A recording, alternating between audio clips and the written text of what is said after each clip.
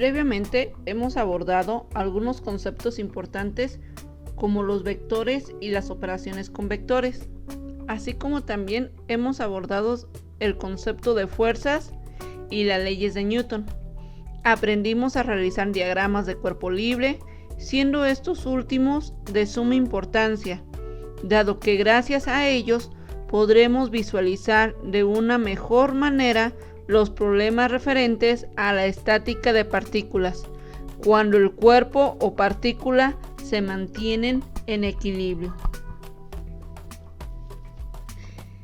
Para esto hablaremos de las partículas sometidas a fuerzas coplanares, es decir, a fuerzas que se encuentran en un mismo plano, generalmente representado con un plano cartesiano, como se muestra en la figura, un plano XY.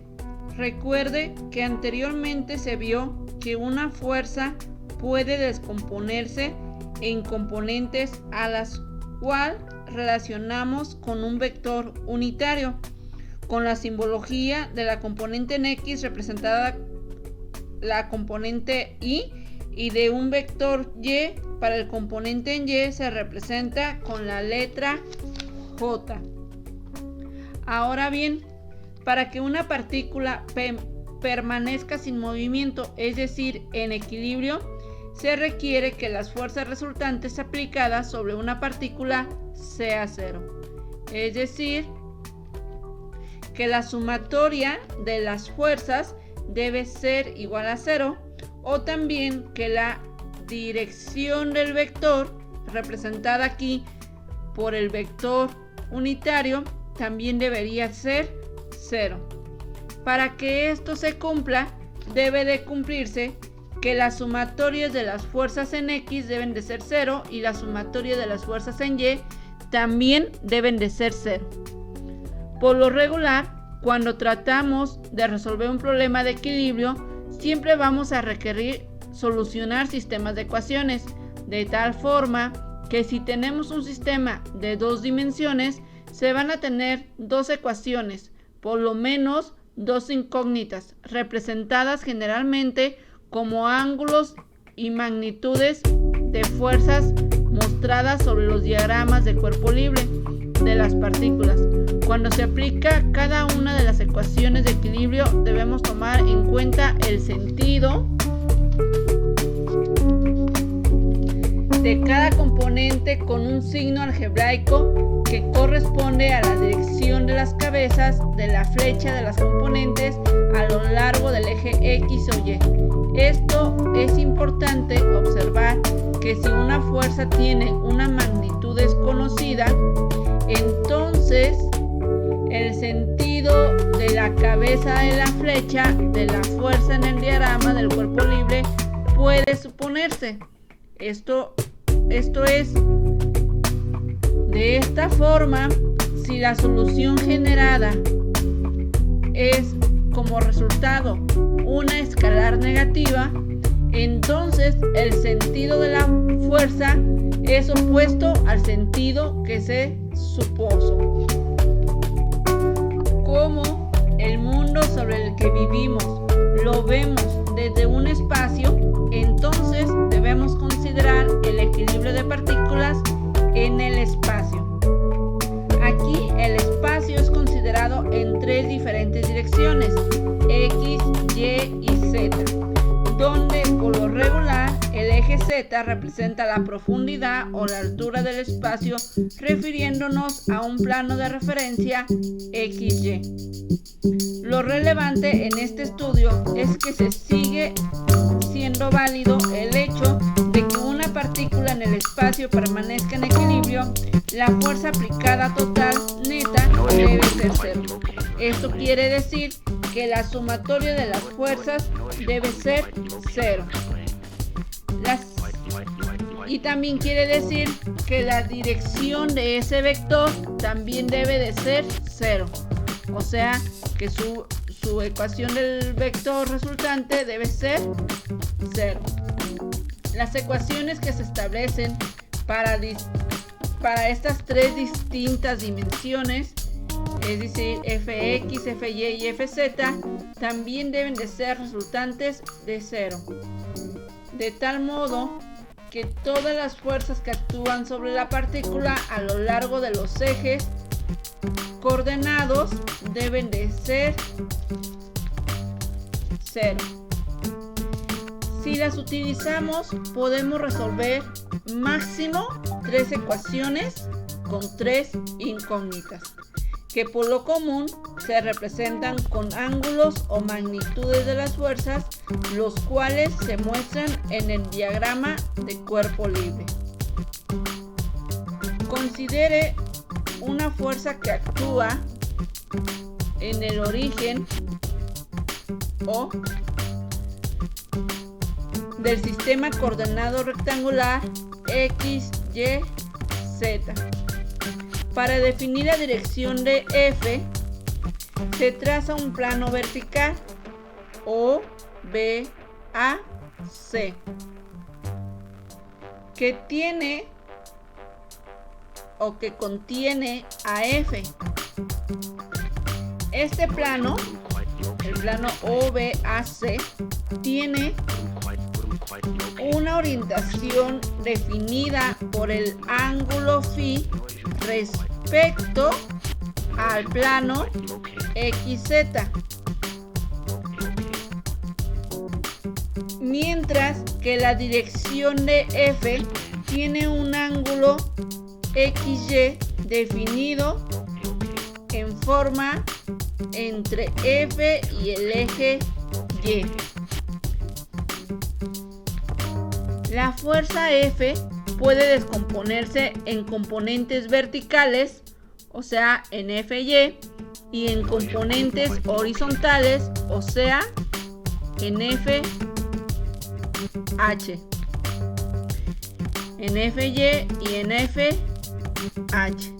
De tal forma que estas componentes se pueden determinar a partir de lo ya visto y que es aplicado aún sobre las componentes rectangulares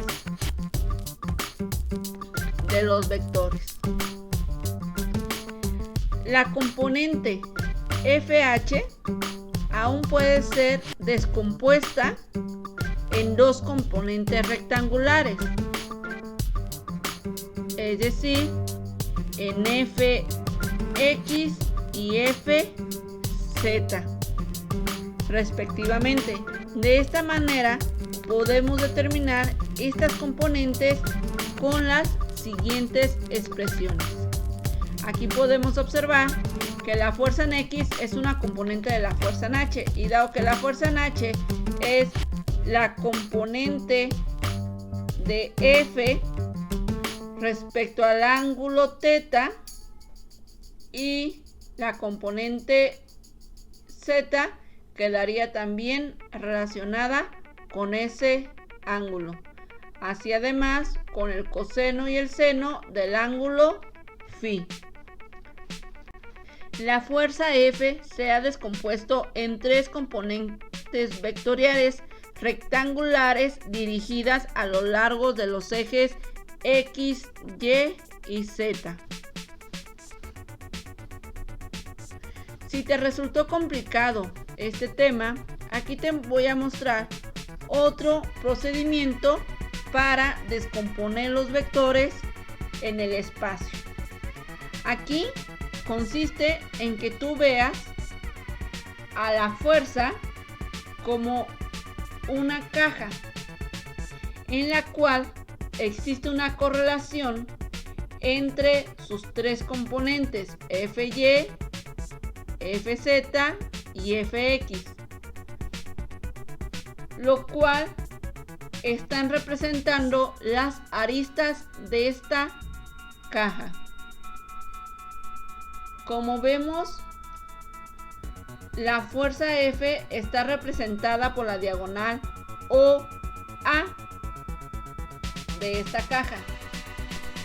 Si nos concentramos en el triángulo ODA, podemos observar que la componente en X, F de X, viene siendo un lado de este triángulo.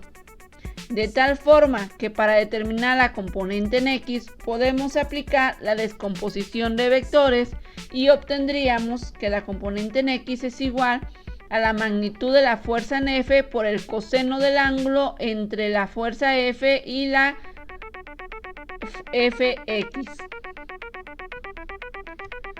También, si nos concentramos en este ángulo OAB, podemos observar que para estimar la componente en Y de esta fuerza, podemos aplicar la ley de los cosenos para descomposición y encontramos que la fuerza en Y es igual a la magnitud de la fuerza en F por el coseno del ángulo θY, que es el ángulo que forma el eje Y con respecto a la fuerza.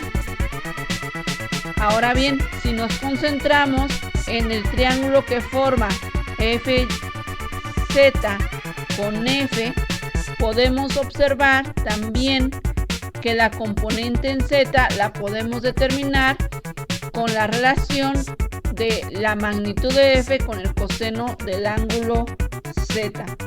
A estos cosenos se les llama cosenos directores, así que cumpliendo con la dirección del vector resultante, queda incluir los vectores en un vector unitario. Si se sustituyen las ecuaciones de las componentes en la dirección del vector, vamos a tener que F va a estar representada por esta relación.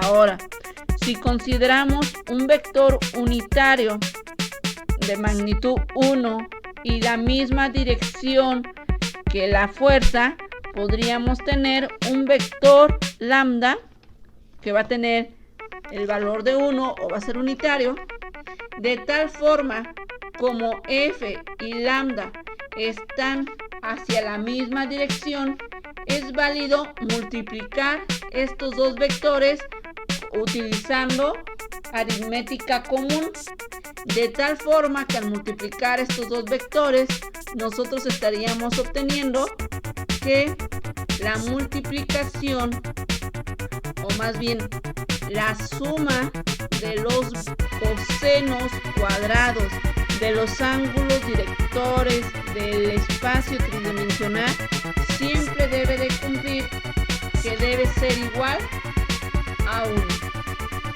Esta ecuación resultante de multiplicar el vector unitario con la misma dirección del vector fuerza nos será útil utilizarla como ecuación adicional para cuando se conozca un ángulo podamos conocer los demás ángulos. Más bien, cuando se conozcan dos de los ángulos directores del vector, podemos determinar el tercero.